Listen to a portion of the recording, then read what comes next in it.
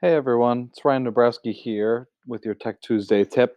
I'm going to be taking over the next couple Tech Tuesdays, focusing in on Kami, which is a new piece of software that the district has purchased for us teachers to use in the classroom, whether you have remote learners or digital learners.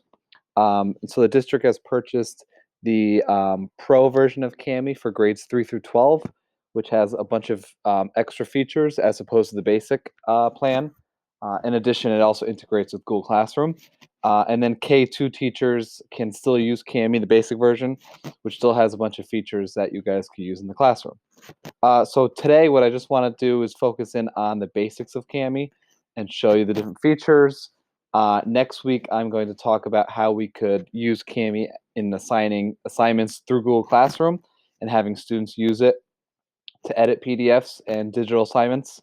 And then I'm going to do a quick video on how we could use Kami to have students annotate a text, and then how teachers could use it to provide feedback and to grade assignments.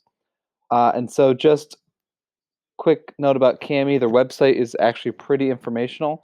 Um, you can learn a lot from the website. The other thing I want to show you about the website is they do have a certification process similar to the Google for Education certification process. Takes about an hour, hour and a half, but it does a really nice job showing you the features of Kami and how you can use it in the classroom, and it gives specific examples of how to use Kami in the classroom, whether you're an elementary teacher or secondary, whether you teach special education or a certain content area. It does give a lot of really good examples of how to apply this to your teaching. So I would suggest doing this if you find that Kami is something you want to use in the classroom. So there's two ways to access Kami, and what Kami is, just in general, is a PDF editor and PDF annotator. So there's two ways you could access it.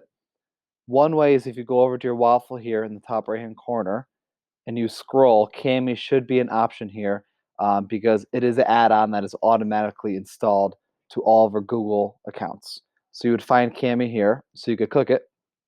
It would prompt you to log in through your Google account, which, as long as you're logged in through Google already, that should be easy enough. And then you have a couple options on what to do here. So that's one way to access it, and I'll show you this in a second. The other thing way to access Kami is if you click a PDF in your Google Drive, like I do here, it shows you this preview screen. What you could do is on the top, there's an open with drop down, and Kami should be one of the top options here. So you say annotate with Kami, and then it will open up this PDF in Kami's editor view. And I'll show you some of these features in just a minute. So if you use the waffle to open it, like I will do one more time to show you, you have a couple options on how to open a PDF through this view. You could open one up from a drive, which is what we did. If you have something on your computer, you could open that up as well. You could make a blank PDF screen and make your own assignment on there. And then next week, I'll show you how to create a Google Classroom assignment. You also have the option to split and merge PDFs, which is awesome. So if you have a very long PDF that you want to break up to multiple smaller PDFs, you could do that here. Or if you have separate PDFs that you want to bring together, you could merge them. So I would take a look at that if that's something that's interesting to you. So I just want to show you the basic features of Kami. Um, this is just a PDF I have here that I use in my classroom. And so if you take a look on the left-hand corner, you have a bunch of different features here. There's a dictionary feature that students could highlight a text and it's going to define it. There is a text-to-speech feature, which could be definitely useful for our English language learners or for special education, and for any student who think text-to-speech is something that's useful to them.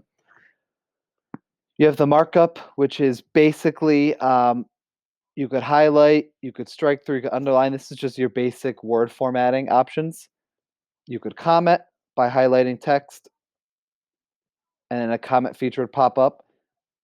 You could leave a voice comment, a video comment, and a screen capture to give feedback. And again, I'll show you those features in a couple weeks when I do um, that video when we talk about giving feedback through Kami. You have a text box here. So if I was a student and I want to answer these answers, right, I could highlight where I want my text box to go.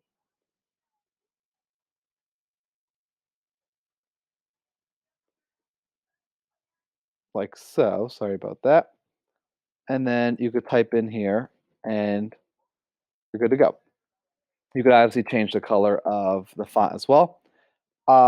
Math and science teachers, you could use the equation feature, which has a bunch of different symbols for you to use as well. So this is basically a text box, but it integrates some of those important symbols for equations. So I could see a real use here for math and science teachers. And it has a lot more symbols than Google Docs does, so it's definitely useful. You could have students draw, add shapes, there's obviously an eraser feature. And so that's all of the editing features. So just going over here, this is another assignment that I do with my students using an online simulation. And so for here, if they want to draw a picture of an atom, you could prompt them to use their shape feature, and they could draw the nucleus, they could draw the different energy levels. This is just one example of using that shape feature, and then drawing, you have the ability to add, electrons or however you want to use this in the classroom. So this is a really, really good way to edit a PDF because I know a lot of us are staying away from paper just because we have so many kids at home these days, especially right before break. And so this is a way to assign a PDF to all of your students, whether or not they're in person or remote, and they could edit a PDF from here. And then the last thing I just want to show you is up on the top right hand corner, you have a couple more features. Um, you have a zoom feature up here, which is useful. You could share this with a colleague to also edit. You could print, obviously. This save feature is super important. And so what this does is you could save all the edits you made by clicking Save Now. And so everything you did to edit this feature is automatically saving these edits to this assignment. And then it's going to save it to your drive. So if I want to move it, I'm just going to move it here to Kami Uploads. And if I want to go to my drive, go to that folder I just saved this edited PDF into, and I open it up, you're going to see that the edits I made will appear. And that's the atom I just drew. So it does integrate with Google Drive quite well. And then lastly, there's a menu here, which has you the ability to undo something if you made an edit you didn't like. It has the ability to show you multiple page views, to have a present mode, to also rotate an assignment using these features. So there's really a lot you could do with Kami, a lot of different ways you could edit a PDF. There's a lot of different ways you, as the teacher, could make PDFs to bring into the classroom as assignments or as learning tools. And there's also a lot of ways that students could edit PDFs as a way to complete assignments or to show their learning. And so next week's video is going to show you how to make a Kami assignment and how students could use this to complete a PDF. And I think that's going to be helpful in something going forward uh, as a way for you guys to install digital learning in the classroom. If you have any questions on Kami, you always can reach out to myself, Ryan Dombrowski, or Amy Ferrati, who could help you with Kami.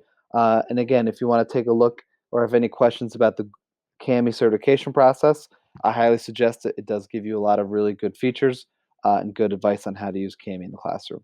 Thanks for tuning in. And as always, if you have any questions, feel free to reach out.